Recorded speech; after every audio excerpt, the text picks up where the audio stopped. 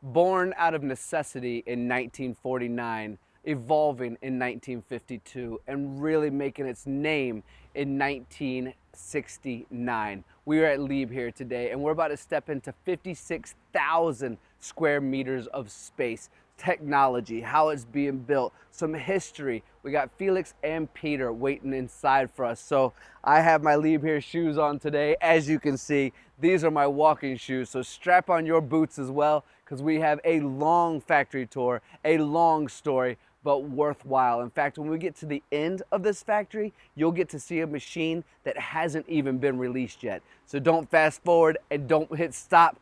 Follow us all the way to the end. I invite you inside where Felix is waiting for us, because this is Liebherr. And would you believe just all the grinding and skiving that they do? It is absolute artwork, and I cannot wait to show you guys more of what's going on inside this facility.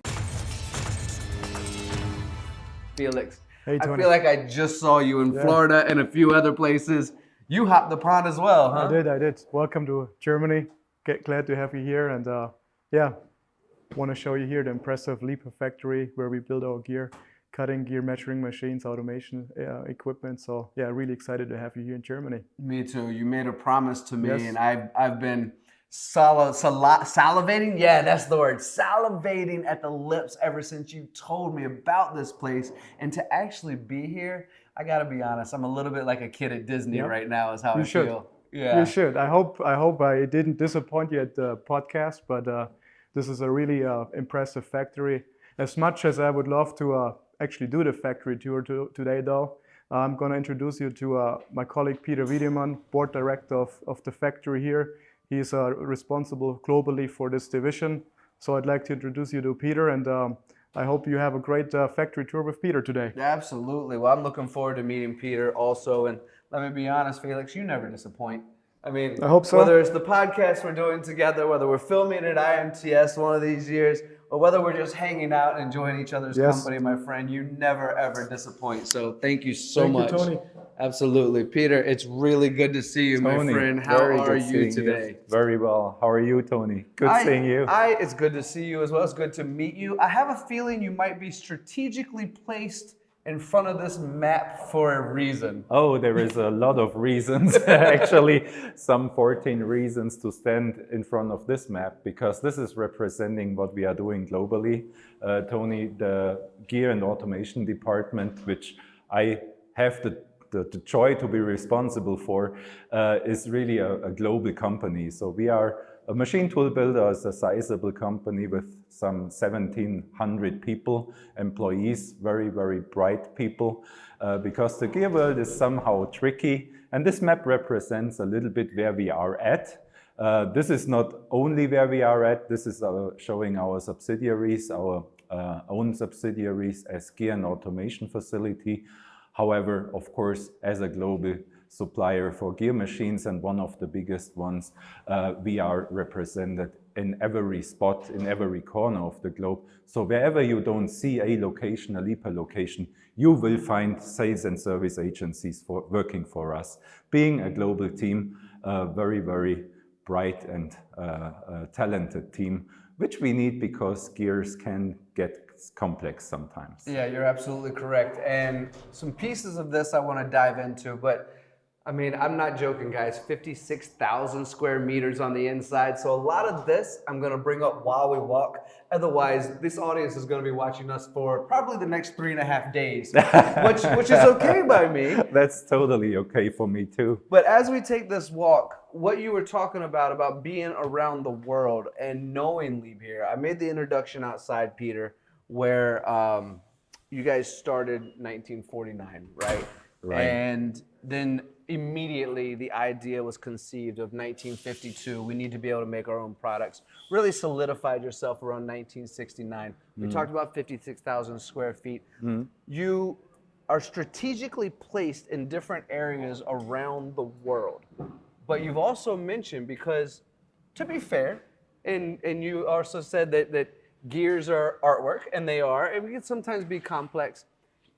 The department that we're in, as massive as it is, would actually be considered one of the smaller areas of Liebherr family group, right? Oh, absolutely. And your strategy, which I love and the audience should understand, is the fact that you support each other, and already Liebherr is around the world. So you can strategically move into any area as necessary. That's very true, yeah. Like you mentioned, Tony, we are a pretty small, sizable company out of the Liebherr group. The 1,700 employees reflect a pretty sizable organization for a machine tool builder, but being part of this big family-owned group, Liebherr, we are a very, very small piece of the pie. However, the big organization Liebherr helps us to create a massive footprint all over the world. So with 54,000 employees, the Liebherr group really represent a lot of businesses, very diversified businesses, and we participate in that. To our benefits, the big group of companies helps us to be sustainable, to be the partner for our customers, for our business partners forever, basically. Our core competence, or one of our mottos, is definitely being a partner, not being in for the short sale. So for us, it's very important to have these strategic partnerships with customers, business partners alike. And we're going to get more into this because I know the audience is curious, but we have to also talk about the department we're in right now, because we can't just walk through here and leave all these wonderful, amazing people out, right? So what department are we currently in as we first step into this factory? Yeah, this is our pre-assembly for subcomponents. We see some cutting heads here, main machining heads. Our core pieces of our machines basically are the cutting heads and the machining tables. This is where the quality of the gear typically comes from. And all of these parts and sub-assemblies are basically manufactured here in this facility. And the pre-assembly department has to guarantee for their subcomponent the right quality to the internal customer, which is the final assembly where the machines then will be put together. We'll be seeing a little bit more about that later. Yeah, it'll be my job today to ask you all the right questions to put all these puzzle pieces together in this massive facility, because there are many different components that bring it all together. And since you know all the answers, I have the right guy for the camera. I'll try. And so pre-assembly, the way you described it just now, these guys are pretty important. Yes. This is really where it all starts. This is Yes. the birth of the machine. Absolutely. Like I said, some core components we will never have assembled outside of this plant. So there's a lot of know-how going into these critical components in regards to really achieving the quality necessary.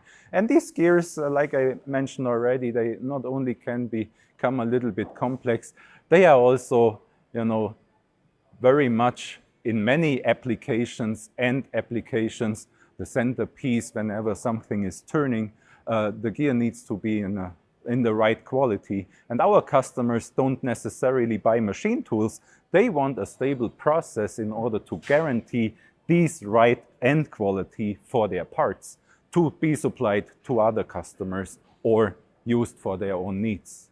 So we are not only, like I said, a machine tool builder.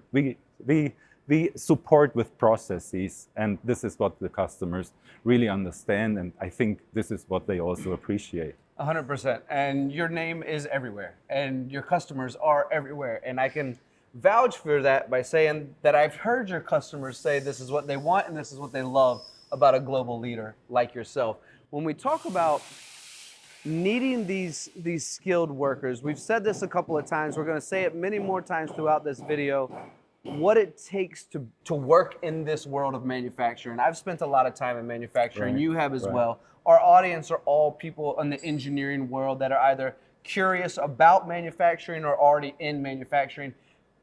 You have an apprenticeship program that's quite admirable. I know we're going to talk a little bit about that as well, and that's how you continue to sustain this high level of quality throughout the years, rotating people in to make sure that they're all educated, right? Yes, yes. So our apprenticeship program is very important for us because not only can we achieve our own talents out of this apprenticeship program, but also we can give the broader audience also the experience what it means to work in manufacturing. And I think for the younger generation, or very often when you read the news or have some conversations, people talk negatively about the attitude of younger generation, and I don't see that. You know, we have these apprentices, and in our company we hire every year an additional 25 to 30 apprentices in order to really help them understand manufacturing, and we also get very quality, high quality feedback from them. So I see their eyes open. I see them really wanting to do to strive when it comes to technology, and that's something which I think is very important. So not talking negatively about younger generation. They may be different than the old guys like me, like I am. However, I think they have very high quality and good attitude, and they bring to the table what we expect. So this is very important for us, to have this ongoing training, to have this ongoing exchange of information, because looking at things differently, this is where the younger generation also can help us understand, you know, everything a little bit differently or better even. I'm happy that you appreciate that, and by all means, even though we're on camera, you can put me into the old guy group too. I'm there now, my friends. I'm already there. Now, before we head over into a direction of extreme fascination, just to get everyone excited, I want to take a small pit stop, because as it's my job to put some of these puzzle pieces together, we were just in an area that's very important. It's where the birthplace of the machine is. We brought up apprenticeships because we have to keep the people flowing through, but you also have a refurb program that actually connects with this. So we're going to connect those dots so people understand. It might seem a little out of place where I bring up refurb right at the beginning, but you're going to find out why in just a minute. So let's step over to refurb before we come back here and head over to that fascinating area, shall we? Okay, sure. So we've made it into the refurb area, and yes, we're connecting puzzle pieces because we are working in 56,000 square meters of space. And again, brought my shoes for a reason. Not my balance, apparently, but I brought my shoes for a reason. All right, Peter, we're in the refurb area. This is where we need to make a pit stop. It's a little off a detour off of our main tour, but it's very important to talk about, because when you guys make refurb a product, when somebody sends it in, and I'll let you go into the details of it, it's actually a lot of the same guys that know the technology from the beginning, which is why we're stopping here to learn a little bit more about how this area works. So explain to the audience, the customers, when they have a machine that's been running for 5, 10, 15, 20, 30 years, what can be done in this area and what they get in return? Yeah, I'm always joking about our machines because they last so long. Being in sales, I would like to also sell new machines, however, just joking. However, these machines running for so long, of course, we try to also give them a second life or even a third life sometimes. And we are here in this area in our repair shop where our people are disassembling components for our customers, checking them really to the pieces, and then evaluate whatever component and part can be reused, and then put these parts together again in order to achieve a second life, but also the highest quality possible. So we also guarantee, with all these components we repair here, we guarantee basically the same quality as new. And that's very important for our customers. And what we see here is a machining head of a bigger machine, a 6-meter hobbing machine. This head is very expensive, of course, also when it's new, but from the hobbing head and also the table, the quality comes from, and that's very important for our customers to make sure these key components run in the highest quality with the tight tolerances necessary in order to really make the right gear in the right size at the right quality. Repair shop is also internally a supplier. We also have a reman department where we overhaul complete machines. This shop will do the subcomponents, the mechanical subcomponents, in a way that also these reman machine can be used in a second life. What we do add in our reman department is typically also a new controller to it. That's very important too, because controllers every 10 years or so get obsolete, and our customers, of course, need to make sure they can buy spare parts for a longer time. And this is what the whole reman program entails for us. These components, like I said, very important as key components, but the machine in the end will bring the quality. And then we're going to get to see that department you're Yeah, talking about as the reman department as well. So everything you just described, we'll be able to discuss a bit further in detail and show the audience what we're talking about. Well, let's head back over to the main part of the tour. But I agree with you. That catch-22, we always want to sell more, but we got to make quality. Right. And by making quality, sometimes they last forever. Got it. That's what the refurb is for. Yes. All right, let's head back to the other part of the tour.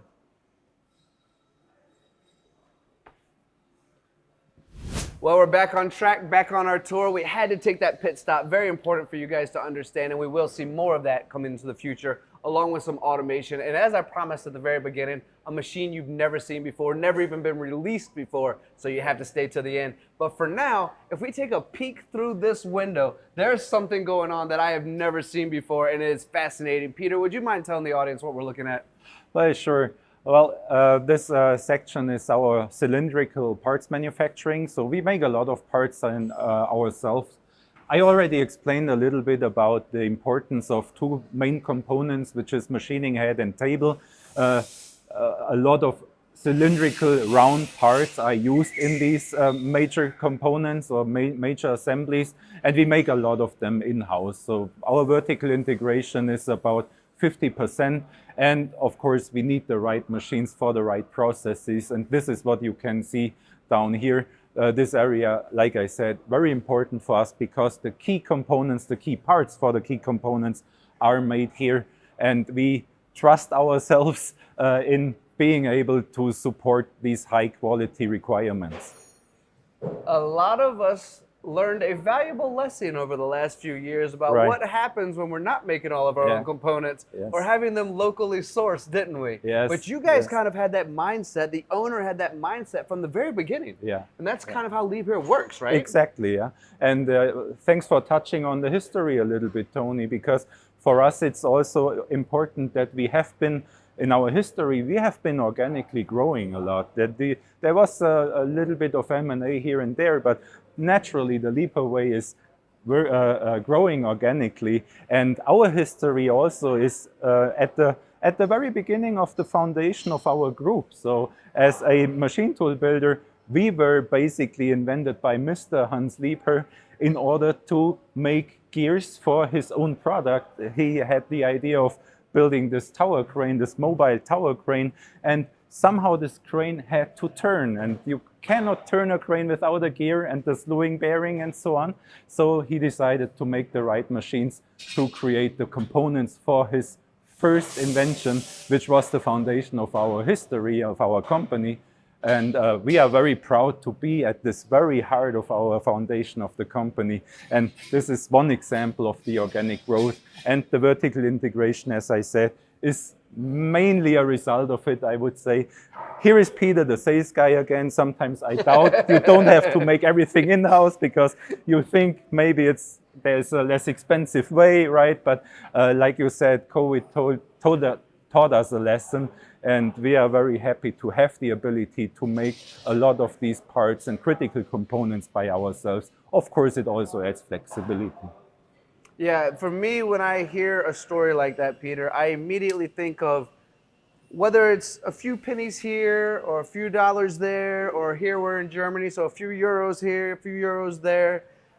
It really matters to be able to look at an area of the machine that we maybe could do better and know that we can do it internally. To know that if there's anything that has maybe gone wrong or needs to be improved, it can all be done here. We don't need to make a phone call, send out an order, make sure it's okay, measure it. It's all done internally. And for me, that to me is why Liebherr continues to be so dominant globally, is because your quality is there. That quality standard is so high, and that's important to understand, because we're about to head out to another part of the floor where I want to ask you, and I segue into this and bring that also up because I want to learn from you a little bit about what you think makes the Liebherr machines different when we think about gears and we think about the capability, we think about the artwork and the complexities, and the fact that you maybe don't even need to, but you can make a mirror finish on your gears if you want to. Sure. What do you think sets you guys apart?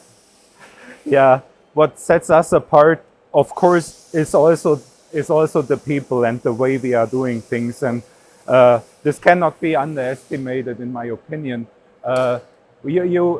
You mentioned we may not have the necessity to making phone calls because we can do so much in-house. Of course, we still make phone calls because of different departments working on it, but we understand ourselves within the group, within this organization, within the company. We understand ourselves as suppliers and internal customers. And I think this is also key in order to make the right quality product, because your internal customer is as important as our external customer is. And if we have this understanding and this mindset within our people, I think we can be successful as an organization. And this really also sets the product apart in the end. And of course, we do all the checkings, we do all the testings with subcomponents and as well with the finished machine in order to make sure our customers are happy in the end. However, the better we create things with the right people, the less headache we will have in the final acceptance department, and that's really what we are striving for.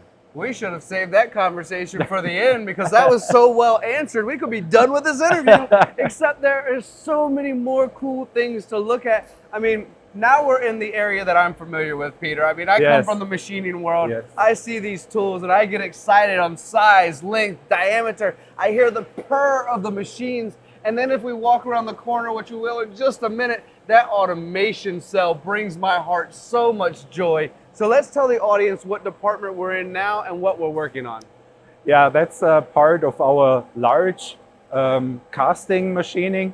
What looks like a maze here with all the tools sitting around is a very important facility for us. It's two bigger machining centers hooked up with an automation system. Lot size 1 can be run 100% automatically with these machines 24/7, and we make our bigger the machining for our bigger parts, which are casting parts, in-house, because also here we see some advantage in making these parts in-house due to the quality requirements we have. And you can also feel here in this area, it may be 30 degrees Celsius outside, but of course in this area it's temperature controlled. And also this is a recipe for the high quality. Hooking up these machines with automation was a big step also for us internally, because this automation size is also very, very large, and the parts weight is also very heavy. So in these terms, we also had some headaches putting the system in. On the other hand, ever since we have done it, we wouldn't really change back to manual loading and unloading of these machines anymore. No, I couldn't imagine. I wouldn't want to manual. You can't go this route and then have to do manual again. But I look at this area, Peter, and this is one of the many things that I love about Liebherr. If I'm being transparent and honest, we're here to talk about gears. We're here to talk about your gear machines, skiving, this type of thing, and your capabilities.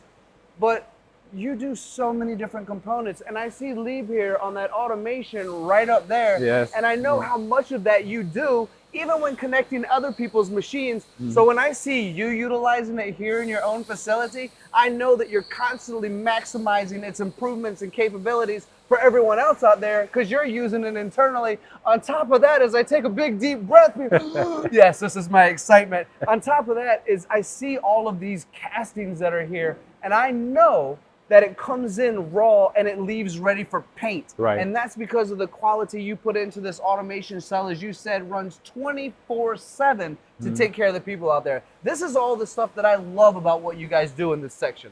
Yeah, very cool stuff. I like it too. I used to joke with this automation cell that we only installed it because we want to sell it, to be shown to customers. But believe me, this is high productivity here, right here, and we like it. We like not only the system, we like the efficiency coming out of the whole system, not only our automation, but also the machines, and also of course, it's the people again, the workers like to work with this type of equipment because they can rely on it, and that's very important too. Well, they look like they've lost a little muscle because they're not lifting them one at a time anymore. That's how they were doing it, right? Yeah, now we should write a bill to the gym. You know, they are now going to the gym instead. Yeah, well, probably less back injury at this point as well. And True. you definitely cannot go back after loading them this way. I believe it's 30 pallets feeding 2 machines. Yes. Running 24/7 in Right. order to make this operation work. I mean, look Yeah. at the size. Look how beautiful Yeah. this is coming off of the machine. I mean, I don't know. Maybe it's just me. I get excited. This is you get to see it every day. I get excited, Peter. That's great to hear, yeah, Tony. And the part weight of these machining beds is above 10 metric tons, so it's about 13 metric tons. That's the part weight we can lift, we can move around. And again, for me, it's also breathtaking to see that. And I really like not only the system, I like the ability to really rely on it. So we don't really have any issues with this cell in order to, you know, have the right products at the right time, at the right place, especially when we later look at the final assembly. Here it's important, again, internal customer, the final assembly needs to have the parts in the right quality, at the right time, at the right place. And that's one piece of the puzzle which is very important for us. And there are many, many pieces of the puzzle. Fortunately, that's the same thing I bench press. So I'm not sure if you know that or not, but that weight you just mentioned, yeah, same thing I bench press. Yes. Can you tell from my giant muscles? Yes, of course I can. All right, so we went over to an area that was a refurb area, and I promised the audience we would learn more about the assembly of those machines and how it all comes together later on. You mentioned the department we're walking into now. Would you mind describing a little bit about what we're looking at?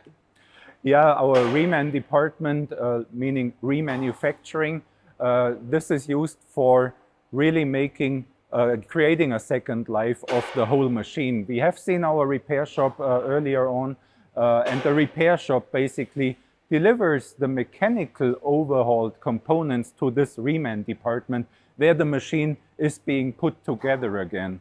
And especially also the controller is normally always updated because that's the most obsolete equipment typically with machines when it comes to being, you know, 20 or 25 years old. The mechanical components can be overhauled pretty easily, but the controller needs to basically be replaced. And this department is handling that. They built the machine basically up from scratch again after overhauling all the subcomponents and then debugging it, bringing in the second life into the machine, including the controller with the latest and greatest software features, which is also important. Our customers can cut gears, but maybe during the last 20 years, there were also some developments on the software side, and this is also guaranteeing our customers to be up to date again for the latest and greatest features.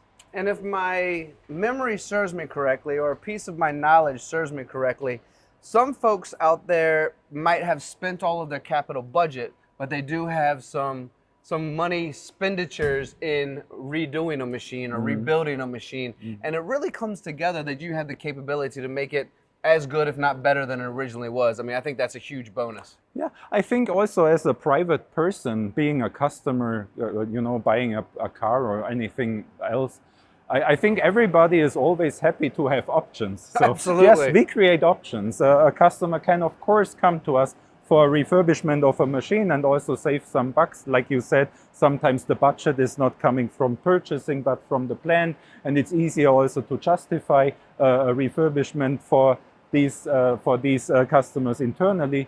But yes, we have this option for going refurbed or going overhaul, but we gladly also sell new, but it's up to the customer. And again, I think it's good to present some choices.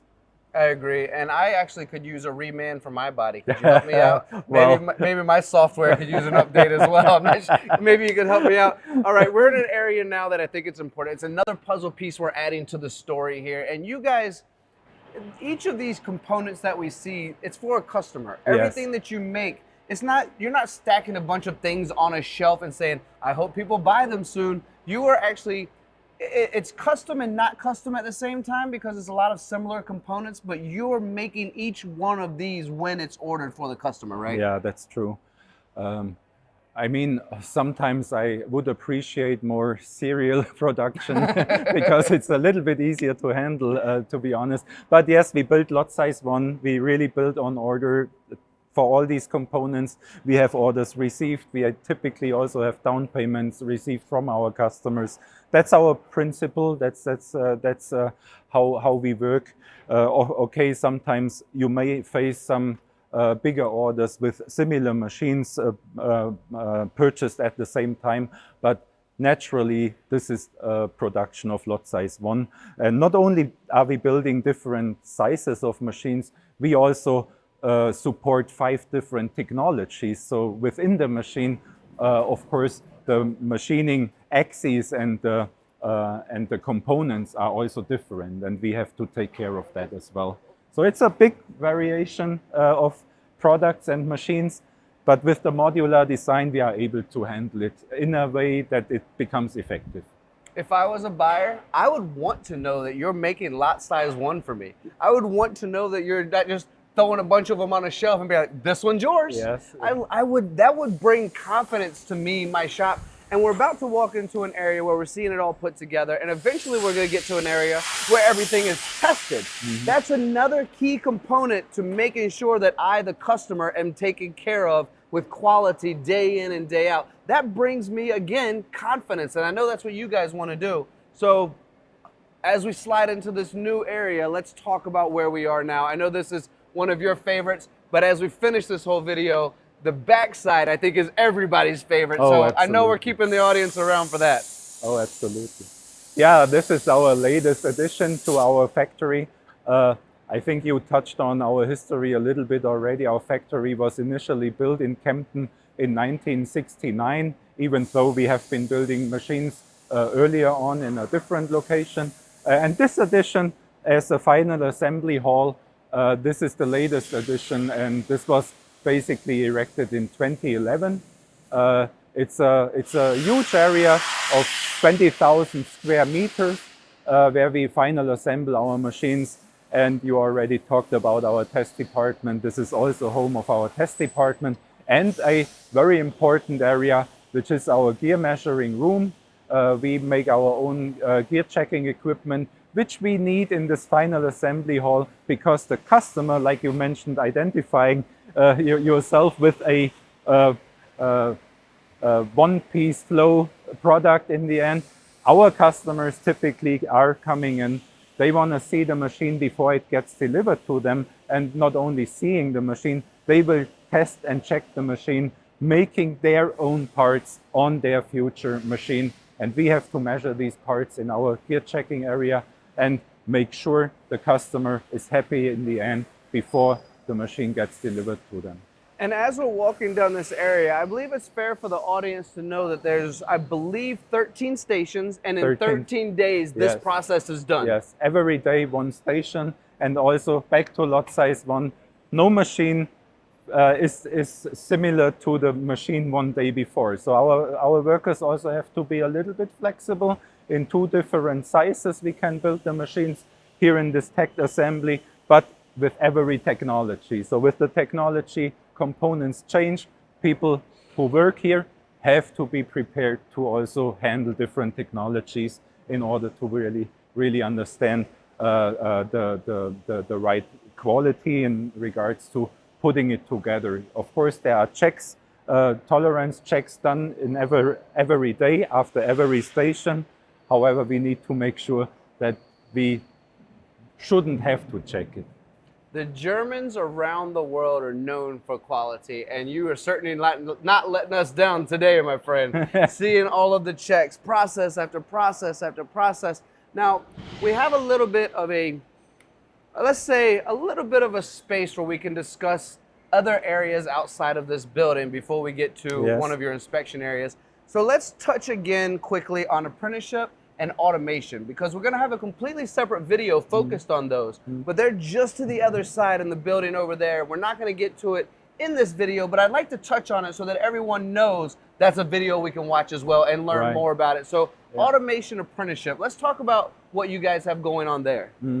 So Also on this campus, we have a different location just across the street, basically, which where we produce our automation systems. And this idea was born also out of our own needs. So in the 80s, we decided to also automate some of our own machines, the gear machines, with some simple automation. And here there was some, I would say, there was some demand on the market which we didn't really foresee, but there was a demand on the market to have individual automation companies helping to automate different lines, and this is how this grew for us. So especially in the ICE world, motor blocks, motor heads, also crankshafts and camshafts were typically handled in the past manually or through some transfer lines, and we created this automation in order to not only automatically load and unload these machines, but also being the brain of the system. So we also created the environment software-wise in order to make sure we exhaust the highest productivity out of these lines with automating different machine tools. And so this automation side really became a self-sustainable product area within our group. Very, very well said. And perfect timing, because now we're at the Machine Training Center only. It's kind of a little misleading if we're being fair, Peter, because this first room is all about testing. Yes. You got to make sure the parts are good. So yes. Would you mind describing what the first room is for, and then Machine Training Center, discuss a little bit of that as well? Yeah, like I said, our customers want to see their parts made on their machine or on their future machine before they take delivery. And this is our testing department for measuring these parts. So customer parts, after they are machined on these new machines before delivery, they are measured here on our own gear checking equipment. And then we typically also do, whenever the customer demands, a statistical evaluation of these quality or of the quality requirements given by the customers. The machine has to fulfill that. And after we have done all the testing and evaluations, the customer typically signs a protocol for run-off, and then we can deliver the machine. So that's all done here, right at the shop, which is good because we are very close to the machines. The customer can see everything we do very transparently, and also can witness the checking, so there is no cheating or whatnot. So, but the trust typically is already there. Yeah, so. Of course it is. Of course it is. And 20,000 square feet. I see why you're proud of this area. I want to invite the audience. I believe we have maybe my most excited area, although I think I've been quite animated about several areas in their facility, if I'm being honest there, Peter. But so this area we're getting ready to walk into, it's like testing, it's development. Mm-hmm. It's an area where we might see something for the first time ever, if I'm not mistaken. And maybe how do we get in here? Oh, there's a door. There's a door. Obviously, I'm joking, guys. I just wanted to see if somebody was going to let me in or if they were going to kick me out. And they let me in, so that's good news. But the area we're about to walk into is fascinating because there's pieces and components and software and testing that might not be seen anywhere else or even out in the world. And that's what's so fun about this section. And I'm being purposely a little bit long-winded, Peter, because we have a machine just to the right that has never been seen ever before. Can we talk about this whole area and a little bit focus on the machine that I promised everyone from the beginning of this video 3 hours ago that they were going to get to see? Okay, stepping into the 4th hour now. Yeah. This is our testing area, as you described, Tony. And in our testing area, we not only do testing for our own sake, meaning new products are tested, before we go into serial production with these products. We also do a lot of customer tests here. So typically, customers, before they put a technology into serial production, they want to know how this end quality really comes out, and also how it can be machined, of course, in a certain amount of time, which typically has to be a reduced cycle time from the past process, of course. And we do a lot of this testing here with a young team, a very energetic team. This is what I said also about our people. Our people really, they are driving this, and it's a young generation doing all the tests, not only for our customers, but also for ourselves, in order to find out what are the best processes and maybe also processes for the future. You mentioned MER-like finished gears, and these gear flanks are very, very critically to make. And we have all the know-how here, which is good, having the own application experts in-house in regards to making sure we drive this technology. And somehow, I've been doing this for 20 years now. Somehow the gear never gets boring, Tony. It never gets boring. There's always something new, and it's happening here, which is cool. Talking about this machine, yes, this machine. How much details do we want to give away? I know this has never been seen before. Yeah, that's our brand new profile grinding machine, but it's not only a profile grinder, as people may have seen it. You see 2 discs here mounted to 2 different spindles, and it's only a sneak peek. I cannot talk too much about it yet. I was wondering how much I was going to get out of you. If you see 2 spindles, you may guess that there is a lot of productivity embedded into this envelope. Yeah, I can only imagine. I look forward to the release. But thank you for allowing us that little bit of sneak peek. Sure. It's enough for a teaser, you know? Well, we even turned the light on. Thank you for doing that. Sure. For everyone watching, if there's a part of this tour that you want to go into more detail of, do not worry. We are going to visit with each of the technicians in each of the departments so we can dive into details of how each of these areas work. Peter and I just walked about 55 million, no, obviously not million, but it is seriously 56,000 square meters of space in this building, 20,000 just in this new area here. I brought these shoes for a reason, and we walked it all. I hope you've enjoyed this tour, but there are parts of it, as we spoke at kind of a high level, to make sure that we kept you engaged along the way. But if there's any part you want to know more detail of, because these machines are some of the best in the world, stay tuned for those videos, because we are making those for you as well. Peter, thank you so much, my friend. That was really incredible. Thank you. Thanks a lot.